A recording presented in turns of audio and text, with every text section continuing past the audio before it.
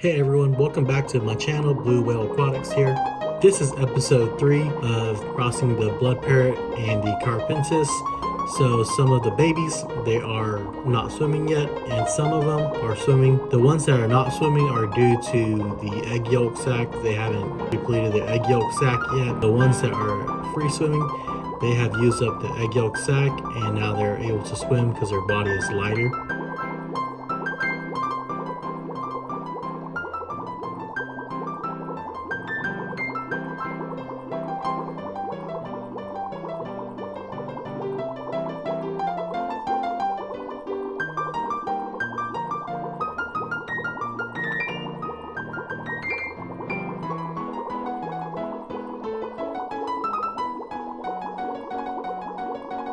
As you can see, some of them are moving real good and some of them are just on their head like a headstand here.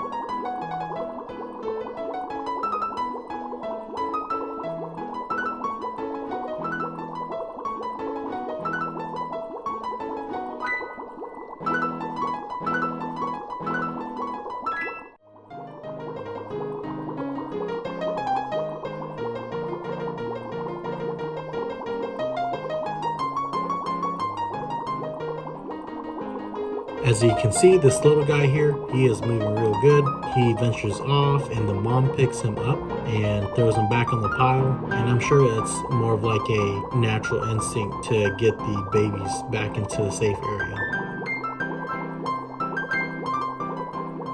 So kind of interesting here to see normal cichlid behavior considering the mom is a hybrid. So that's interesting, the mom's got her natural instinct still.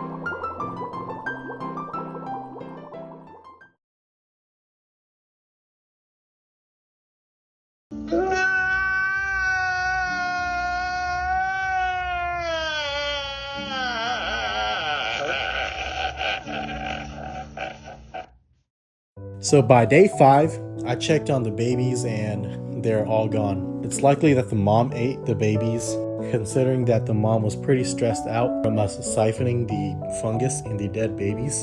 So now I'm going to recondition the mom and the dad for another breeding.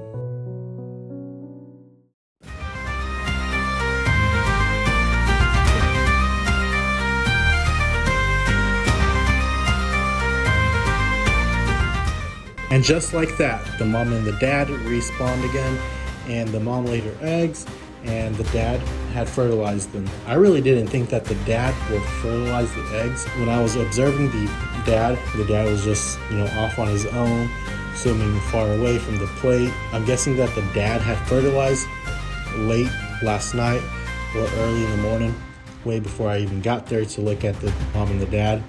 So it was quite impressive how fast they respond.